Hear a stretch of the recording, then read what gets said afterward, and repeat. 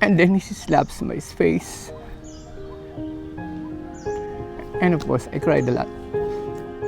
I was so shocked. And there's electric guitar and the whole band, and they were headbanging. So I told myself, is this fellowship?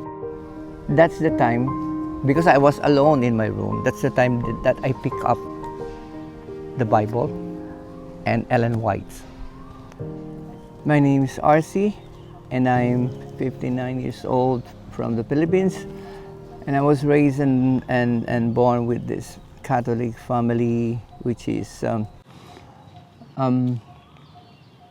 good, because we were doing this classic thing that the old Catholic family was doing, going to church during Sundays and having this angelus before dinner, and we're having fun with mom and dad playing around. But then something went wrong, and it was bad, because this thing that my dad did turned my family apart. And it was so sad that I feel bad and so mad about my father. From then on, I had this feeling of hatred towards him, until one day that I always hear mom crying and can take it. So I always ask why like that. And then one day my dad came,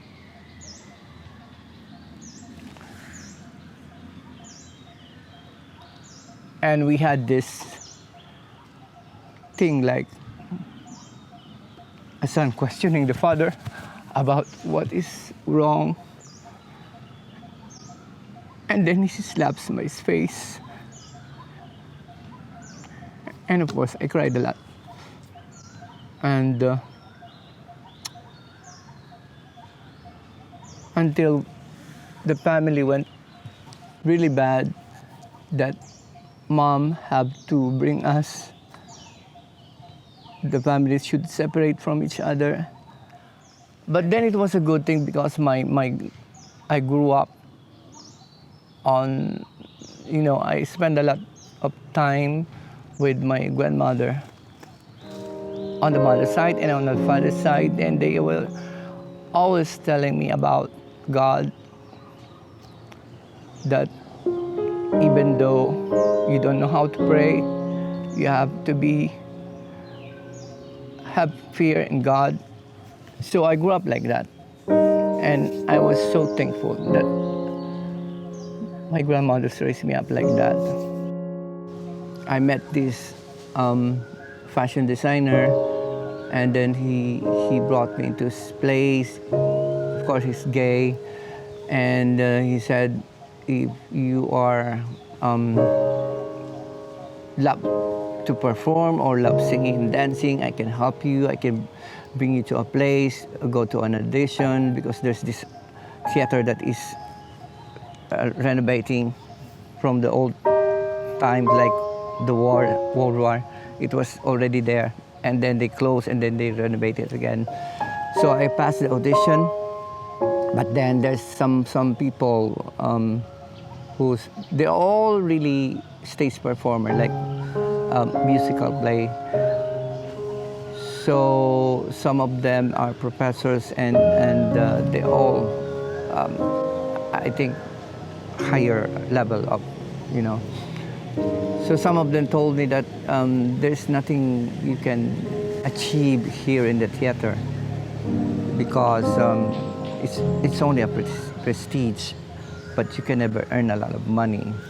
So since you are good looking, we think that you can look beautiful with makeup and get your hair long, or use some wig and learn how to lip sync and all of that.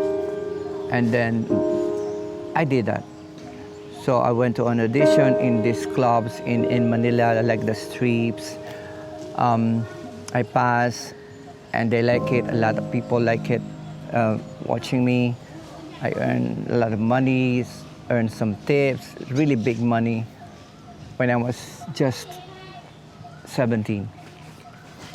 And then after that, someone told me to audition going to Japan, then I passed it again. And that's the start of having a bigger, more money. You know, when you have big money, there's a lot of people roaming around to get near to you because of money. They can, and that was the start that I tried drugs. They offered me, but I wasn't so serious about taking those. You know, it's just like a glimpse. I was went to abroad because of my mom, because my dad left, and of course it hurts me a lot when my kid brothers are suffering. So I'm sending the monies to my family, and it was really good because everything is okay. The school, the money, the food, the things that my mom needs. I mean, the furnitures, the TV, electric fan, washing machine, and everything. It was there because of my job. Until everything fails because of drugs. I went to this deeper,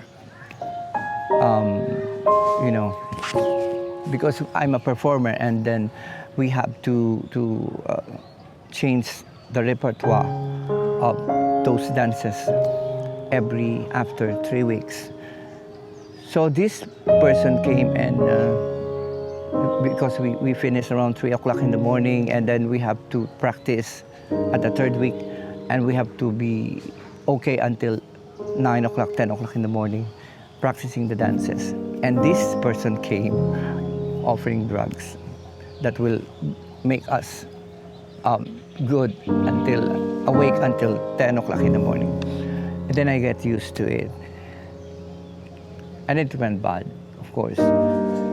So everything fails, and then I hated myself, I hated everyone, and then suddenly I blame my dad for having that thing, and because of you, blah, blah, blah, because you're so bad, you're not a good father, something like that. Until one day we met again, he slapped my face, and you never know what's really inside my mind, something like that. So after that, I went to my grandma, to the mother's side, and of course she will accept me. I'm his grandson, and then okay, take a rest, forget everything what happened, and I will send you to a place which it will give you comfort. But I'm getting old, and nobody knows. 5 days or a month, I'll be gone. So I wanted to see you with your hair cut and wearing t-shirts like a normal guy. So I did.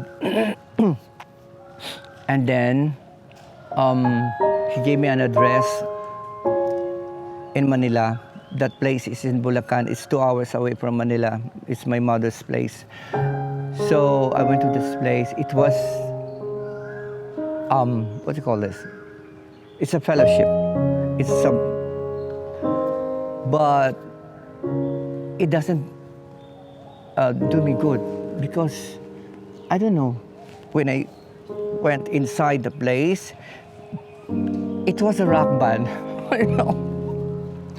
The strobe lights, I was so shocked. And there's electric guitar and the whole band, and they were headbanging.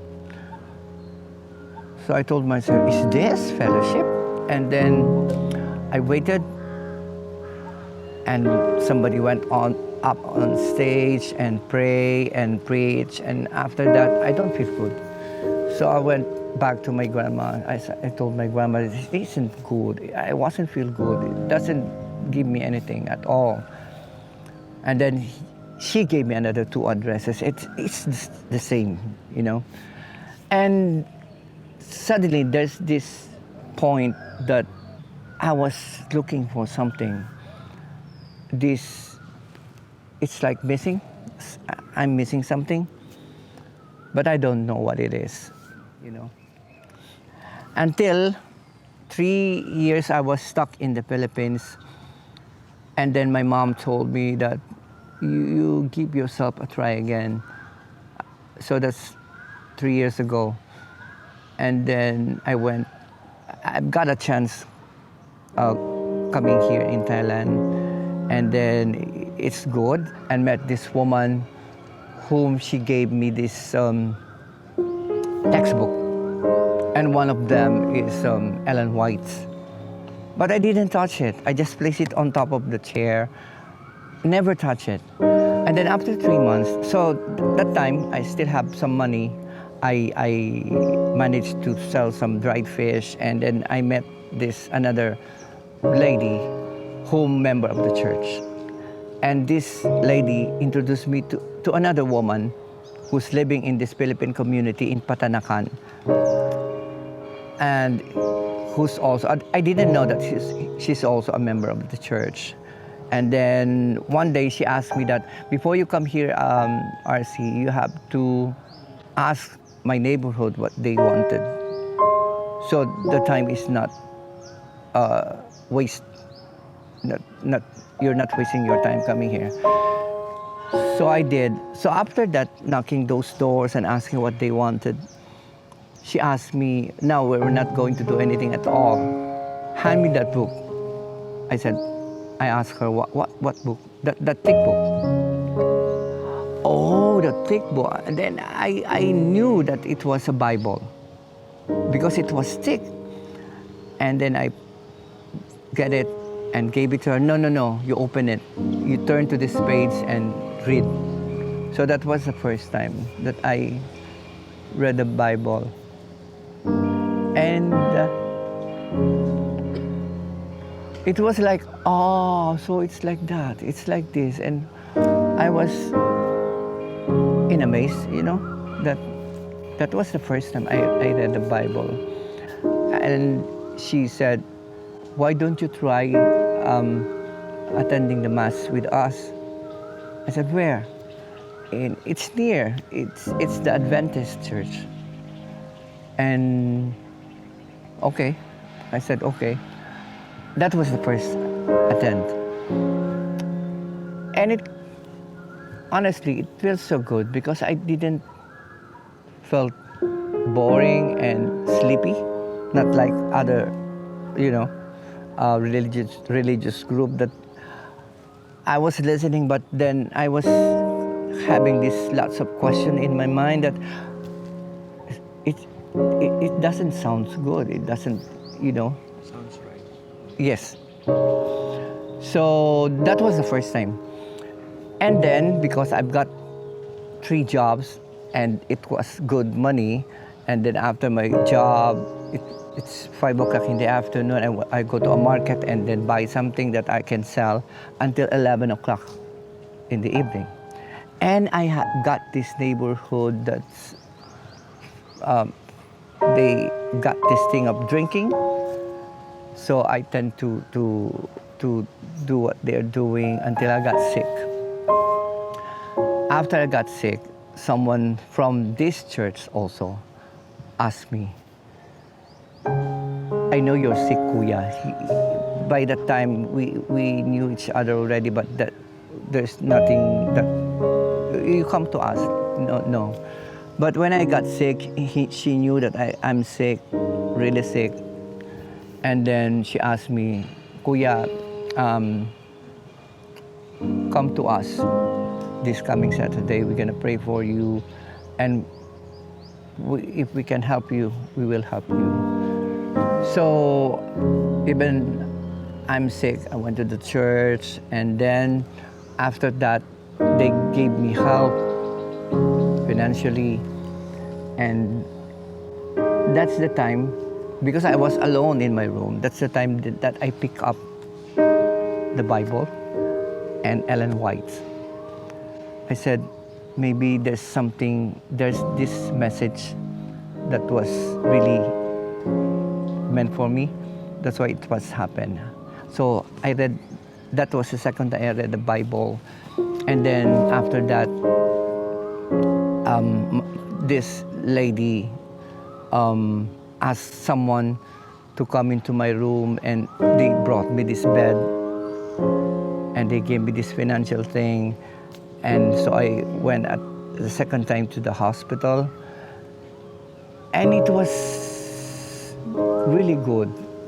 Really, it was the first time that I experienced this fellowship and the brotherhood, you know. And I never thought that I'll see this thing in here, that these people gave me this. I saw compassion, I saw love, I saw everything. And then I saw God, of course. It was a good thing. Okay. Right. As days goes by, with the help of this, I call them my second family already, my brothers and sisters, because honestly, I never thought that this thing will happen to me. So I told myself that, so this is the thing I'm looking for. This is the thing that I'm missing. This thing, the Bible, God, Jesus Christ, you know. So from then on, they asked me this lady who gave me this textbook. Her name is Gina, and the one who gave me the Bible is Helen, and the one who asked me for the second time to attend the church is Malu. So they asked me if I really wanted to join the Adventists, and I said yes. And then they asked the pastor, and then from that time I visit the pastor's office Wednesday or Friday, and I felt something, you know, really, really good inside, that this is, that time I'm sure that this is the thing that I'm missing, you know. By reading the Bible, it gives me comfort. Of course, it's a beautiful thing, knowing God and Jesus Christ. It was now my hatred and anger was gone. So this is my message to all my brothers and sisters, that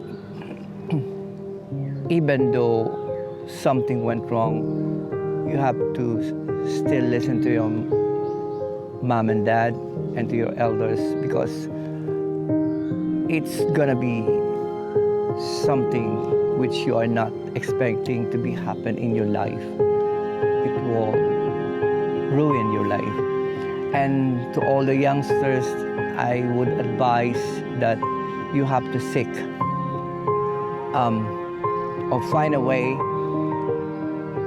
to read the Bible and to see God and Jesus Christ, because we have this obligation, since we are created by God, and spread the good news.